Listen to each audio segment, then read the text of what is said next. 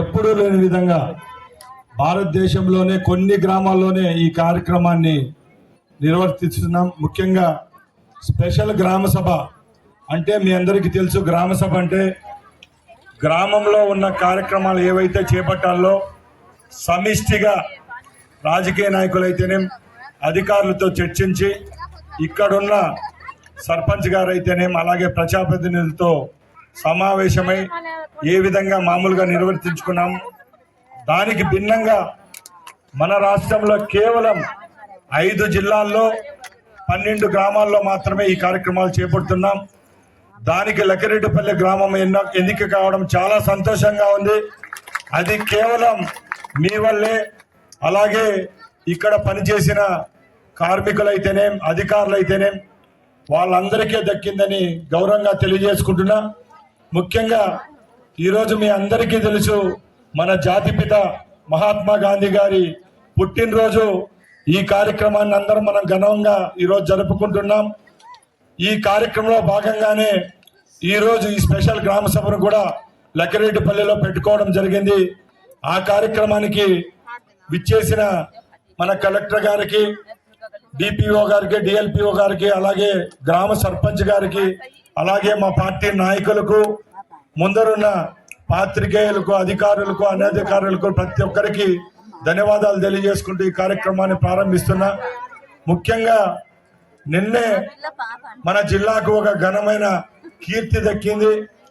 ఈ కార్యక్రమాలు ఏవైతే ఉన్నాయో స్వచ్ఛతా హీ సేవ కార్యక్రమాన్ని భారతదేశంలో మన ప్రధానమంత్రి గారు మోడీ గారి నాయకత్వంలో జరుపుకుంటున్నాం.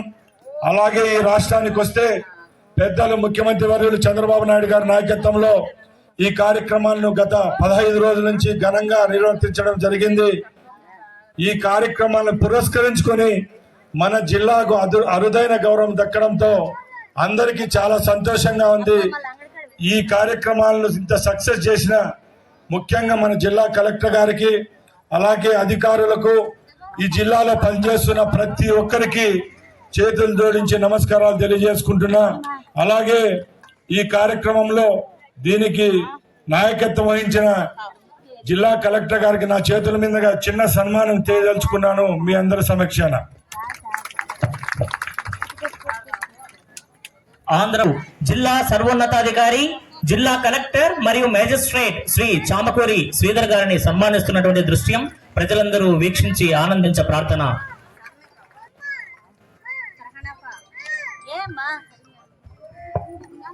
అందరికీ ధన్యవాదాలు.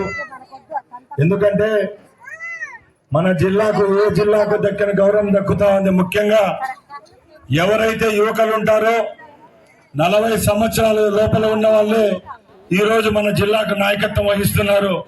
వాళ్ళల్లో ముఖ్యంగా కలెక్టర్ గారు, అలాగే జాయింట్ కలెక్టర్ గారు, ఎస్పీ గారు, వీళ్ళు ముగ్గురు 40 సంవత్సరాలు కింద వాళ్ళే. కాబట్టి రాబోయే 5 సంవత్సరాల్లో అన్నమయ్య జిల్లానైతేనే, మన రాయచోటి నియోజకవర్గాన్ని అయితేనే అభివృద్ధి పరంగా పరుగులు పెట్టిస్తారని నమ్మకం నాకుంది.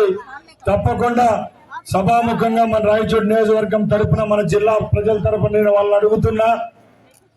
ఎందుకంటే ఎక్కువ కరువు కాటకాల్లో ఉండే జిల్లాల్లో 25లో ఏదైనా ఉందంటే మా అన్నమయ్య జిల్లానే. ముఖ్యంగా ఇక్కడ సాగునీరు అయితేనే తాగునీరుకు చాలా సమస్యగా ఉంది.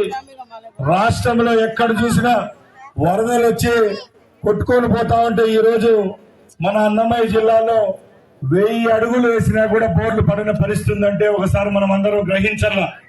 మొన్నే చూసినాం విజయవాడలో వర్షానికి ఇళ్లు మునిగిపోతానే 10 అడుగులు 15 అడుగులు కూడా ఇళ్లు మునిగిపోతా ఉంటే ఈ రోజు మన ప్రాంతంలో సుమారు 1011 అడుగులు లోతుకు పోయినా కూడా నీళ్లు పడిన పరిస్థితి. చాలా మంది కరువుతో ఉన్నాం.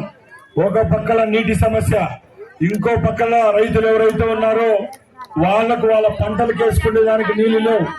అలాగే మన ప్రాంతంలో చాలా మంది మామిడి తోటలను నమ్ముకొని బతుకుతా ఉన్నాం. అలాంటి మామిడి తోటలకు కూడా నీళ్లు అందించలేని పరిస్థితిలో ఉన్నాం. కాబట్టి తప్పకుండా ఈ కటిక కష్టాలను పారవేయడానికి రాబోయే కాలంలో కూడా చంద్రబాబు నాయుడు గారి నాయకత్వంలో తాగు